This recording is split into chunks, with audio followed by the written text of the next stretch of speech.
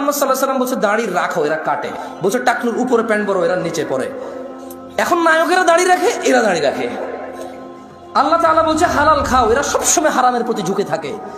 ইসলাম যত কিছু আদেশ করছে, মুসলমানদের বর্তমানে কাজ হয়ে গেছে সবকিছুর বিরুদ্ধাচরণ করা। ওয়াল্লাহি যদি শুকর খাওয়া হালাল হতো, কেউ শুকর খেত না, গরু খেত সবাই। যদি মদ খাওয়া হালাল হতো, এই মুসলমানরা মদের প্রতি এত আকৃষ্ট থাকতো না, সবাই পানের প্রতি থাকতো আকৃষ্ট। যদি সুদ আর ঘুষ খাওয়া হালাল হতো, তাহলে আজকের যে মুসলমান আমার চোখের সামনে আসি আমার মনে হয় এরা কেউ সুদ আর ঘুষ খেত না। ওয়াল্লাহি যদি নামাজ পড়লে পাপ হতো, তো ফজরে তুমি মসজিদে জায়গা দিতে পারতা না। গান শুনলে পাপ হয়, কনসার্টে জায়গা হয় না। গান শুনলে পাপ হয়, কনসার্টে জায়গা হয় না।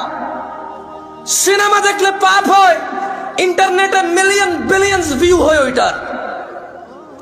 বাবা মায়ের সাথে বেয়াদবি করলে পাপ হয়, কোন সন্তান তার বাপ মায়ের কথা শোনে না। একটা সামান্য মেম্বার, ইউনিয়ন মেম্বার, ও বেটা এখন 2 লাখ টাকা খরচ করলে হওয়া যায় কি? আগের যুগ আছে সম্মান হতো। আমি রাজনীতি বক্তব্য দিচ্ছি না, ফ্যাক্ট বলতেছি। নিজের উপরে নিয়েন না কেউ। আমি রাজনীতি বুঝি কম, তাই বলি না। আমার শত্রু বানায় শুধু শুধু নিজের শত্রু বাড়াইন না। আমি নিরীহ মানুষ, মনে আপনার কষ্ট যাবে শুধু, ব্যাস।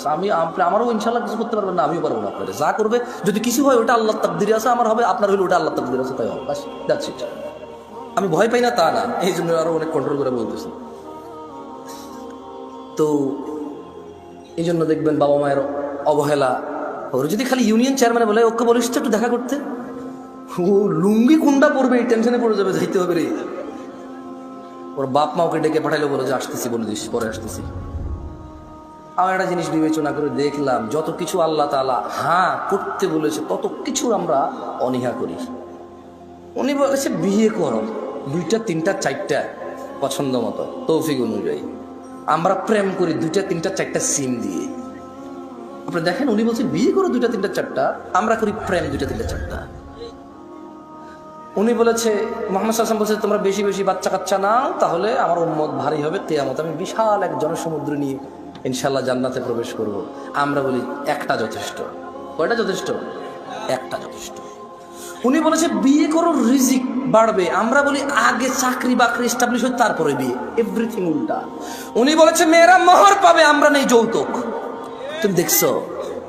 একটু চিন্তা করে দেখো না। উনি বলছে দাড়ি রাখো, আমরা কাটি। উনি বলছে নখ কাটো, আমরা নখ এত লম্বা রাখি। তুমি বুঝতেছো না ভাই, আসলে এটা ও নখ রাখার শখ না, জাস্ট আল্লাহর বিরুদ্ধাচারণ করা, রাসূলের বিরুদ্ধাচারণ করাই হচ্ছে ওর উদ্দেশ্য। ওর জীবনের একটা এইম হয়ে গেছে। এই যে এখানে দাড়ি কাটা মানুষগুলো বসে আছে, ওর যদি বলা হয় এই দাড়ি যদি তুই না কাটিস ভাই তোর কি লস, একটা লস দেখাইতে পারবে না। কয়টা লস দেখাইতে পারবে না? একটা সিঙ্গেল লস দেখাইতে পারবে না।